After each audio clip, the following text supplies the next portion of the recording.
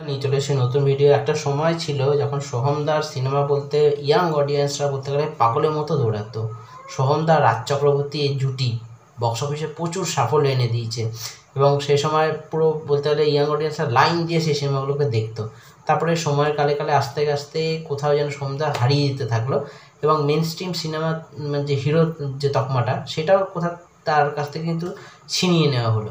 এখন তিনি যে রোলগুলো করেন, যদিও কোনো সিনেমাতে আমরা তাকে দেখি যে একজন হিরোর রোলে করছে, তো সেই সিনেমাগুলো হয়তো বক্স অফিসে চলছে না, বা হয়তো তাকে পার্শ্ব চরিত্র দেওয়া হচ্ছে, বা এমন চরিত্র তাকে দেওয়া হচ্ছে যে ধরনের চরিত্রে দর্শক তাকে পছন্দই করছে না।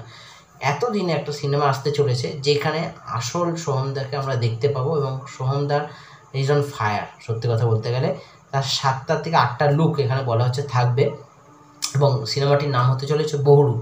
যদিও সিনেমাটি আমার মনে হয় পুজোর সময় আসবে বলে এরকম একটা শোনা যাচ্ছে কানাঘুষো। সেই সময় না আসলে আমার মনে হয় ভালো হয়, কারণ এত দারুণ একটা সিনেমা যদি অন্য টাইমে আনা হয় তো দর্শকরা, বিশেষ করে সোহমদার যারা ভক্ত রয়েছে তাদের কাছে কিন্তু ব্যাপারটা জমবে ভালো।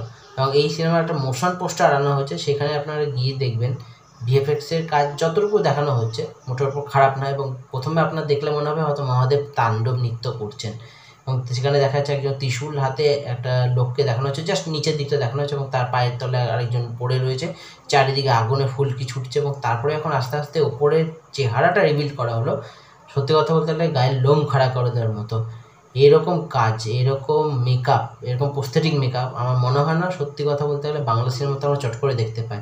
এবং এটার জন্য একমাত্র একজনই সম্ভব, সেটা হচ্ছে সোমনাথ কুণ্ডু এবং তার হাতের জাদুতে এখানে সোহমদাকে প্রায় 7 থেকে 8টা ভিন্ন ভিন্ন লুকে আমরা দেখতে পেতে চলেছি। আর বলা হচ্ছে এই সিনেমাটি নাকি একটা বলতে গেলে একটা থ্রিলার টাইপের সিনেমা হতে পারে, যেখানে একজন আর্টিস্টের জার্নিটাকে দেখানো হবে এবং তার সঙ্গে কিছু মার্ডার মিস্ট্রি, থ্রিলার এই ধরনের কিছু থাকতে পারে। তবে সোহমদা এখানে অ্যান্টাগনিস্ট আর সোহমদা এখানে হিরো কিনা সেটা আমরা বলতে পারছি না, এখনও পর্যন্ত জাস্ট একটা মোশন পোস্টার এসছে।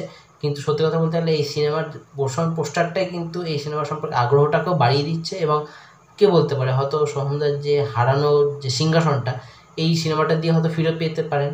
তবে এখন দেখা যাক লাস্ট অব দি সিনেমাটির রিলিজটা কখন হয়।